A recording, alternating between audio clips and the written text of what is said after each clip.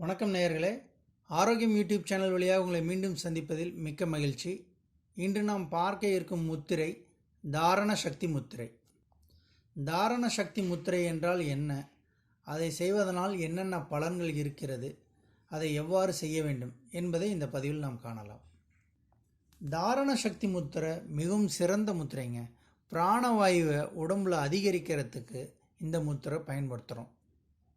இந்த முதிரையில் 3 நிலைகள் இருக்குது. அது இந்த பதிவில் நம்ம விலாவரியாக சொல்லியிருக்கோம். இந்த முதிரையை செய்யும்போது 15 அல்லது 20 வினாடி மூச்சை அடக்கி வைக்கணும். அதை செய்ய முடியாதவங்க முடிஞ்ச அளவு அடக்கி வச்சாலும் நல்ல பலன் தரும். வாங்க பதிவுக்குள்ளே போகலாம்.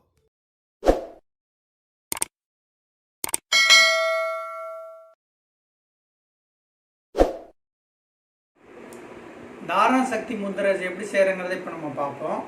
தரையில் ஒரு விரிப்பை விரிச்சுக்குங்க.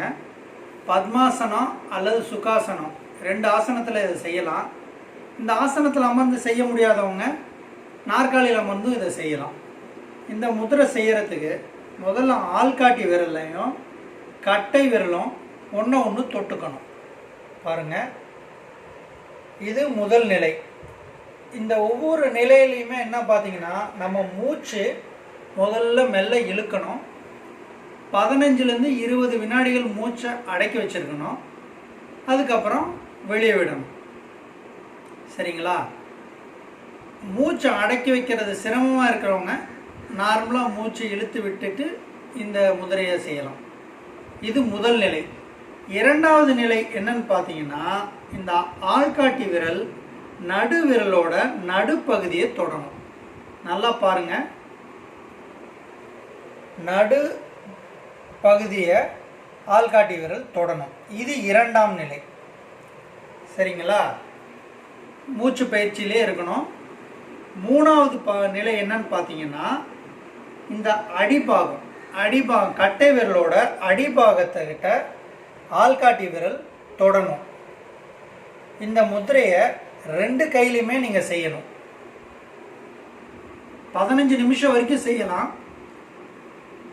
40 நிமிஷமாக செய்யணும்னு ஆசைப்படுறவங்க 3 பகுதியிலாகவும் செய்யலாம், இல்லை ஒரே ஸ்ட்ரெச்சாகவும் செய்யலாம்.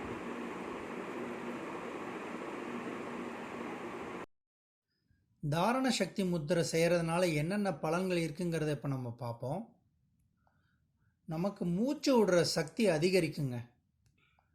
நுரையீரலுக்கு நல்ல பலம் கிடைக்குதுங்க. பிராணவாயு உடம்புல அதிகரிக்குங்க. மூச்சு விடுற சக்தியும் பிராணவாயும் அதிகரிக்கிறதுனால இரத்த ஓட்டம் சீராக இருக்குங்க. நோய்களிலிருந்து விடுதலை கிடைக்குங்க.